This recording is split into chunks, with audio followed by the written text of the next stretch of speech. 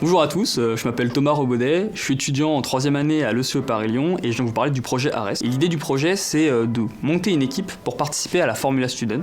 C'est une compétition automobile qui est développée partout en Europe et dans le monde, et c'est la compétition la plus prestigieuse automobile destinée aux élèves ingénieurs. C'est une compétition qui est quand même relativement vieille, elle a été créée en 1981. L'idée au départ, donc, c'était de construire une voiture de A à Z et de la faire rouler sur des épreuves dynamiques pour tester les fonctions de la voiture, tout simplement ses performances.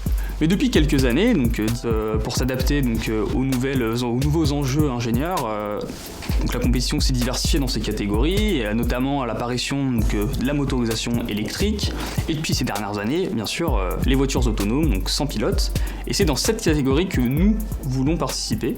Donc notre équipe s'appelle ARES pour Autonomous Racing ECE, et on serait la seule et première équipe française dans la catégorie autonome. On va viser une première participation en juillet 2023 au Royaume-Uni, parce qu'en fait, au Royaume-Uni, c'est la seule compétition dans le monde où ils ont créé une classe, entre guillemets, pour débutants pour les voitures autonomes, où en fait, au lieu de créer une voiture de A à Z et d'intégrer notre logiciel autonome, ils vont fournir un châssis de base standardisé que toutes les équipes vont avoir ou se partager.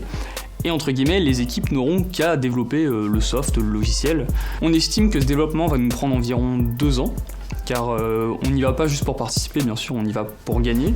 Comment ça se passe, les épreuves pour les voitures autonomes? Donc en fait, la voiture autonome, elle va être posée sur un circuit.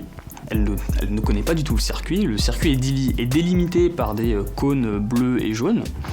Et donc la voiture doit se déplacer toute seule, découvrir le circuit, enregistrer le circuit dans une carte à l'intérieur de la voiture, et ensuite, une fois qu'elle a mappé le circuit, elle peut aller pleine balle et utiliser toutes ses performances et optimiser ses trajectoires à chaque tour. Certaines équipes ne font que de la simulation, arrive le jour de la compétition, hop, ils pluguent leur code et ils espèrent que ça marche. Mais donc nous, on y va pour gagner. Donc on s'est dit, il faut absolument qu'on achète la voiture.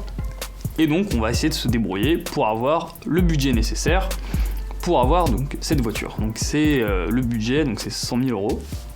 Essentiellement, on va essayer de diviser du sponsoring autour pour financer notre projet, et notamment les constructeurs automobiles, les équipementiers, les entreprises qui peuvent être intéressées par l'intelligence artificielle. Pour aller chercher cette grosse somme d'argent, on compte sur vous par exemple, parce que on a besoin d'un soutien énorme. Ça peut pas forcément être financier, mais parler du projet, venir s'investir, etc.